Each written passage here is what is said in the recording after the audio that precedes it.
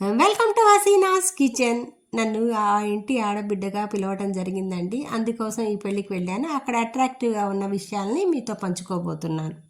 చివుక్కుల వారి పెళ్లి పిలుపులో సంగీత్ అండి. ఈ సంగీత్లో మా స్నేహం చూడండి, యూత్తో కలిసి ఎంత ఎనర్జెటిక్ హీరోగా సంగీత్లో పార్టిసిపేట్ చేస్తున్నాడో. ఈ పెళ్లి తంతు చూడగానే మీకు అర్థమైపోయి ఉంటుంది, ఇది బ్రాహ్మణుల ఇంటి పెళ్లి అనమాట. చక్కగా ఇక్కడ ఎలా చేస్తారు, కన్యాదానం దగ్గర నుంచి అసలు ఫస్ట్ పెళ్లి కూతుర్ని ఎలా చేస్తారన్న దగ్గర నుంచి అన్నీ ఉన్నాయి. ఇది కూడా కొంచెం అట్రాక్టివ్గా అనిపించింది, బొమ్మల కొలువు. అలాగే భోజనాలండి. భోజనాలు అనగానే హింగు వాసన గుమగుమలాడుతూ వస్తుంది కదా. ఇక్కడ పెట్టడం కూడా ఒక పద్ధతితో పెట్టారండి. ఇది కూడా నాకు చాలా బాగా నచ్చిన విషయం.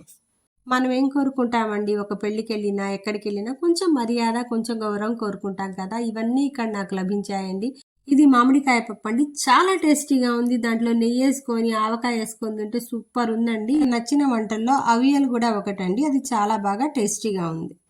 నేను ఒకసారి కాకినాడలో పనస పొట్టు కర్రీ తిన్నానండి, సేమ్ టేస్ట్ ఉంది.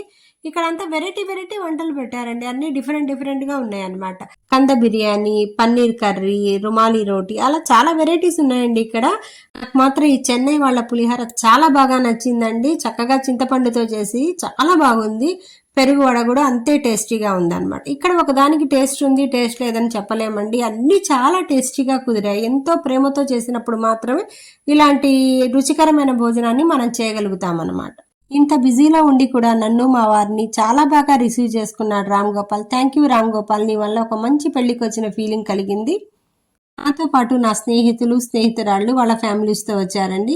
ఏదైనా సరే మర్యాదపూర్వకంగా ప్రేమగా వడ్డించిన వంటలో చాలా రుచి ఉంటుందండి.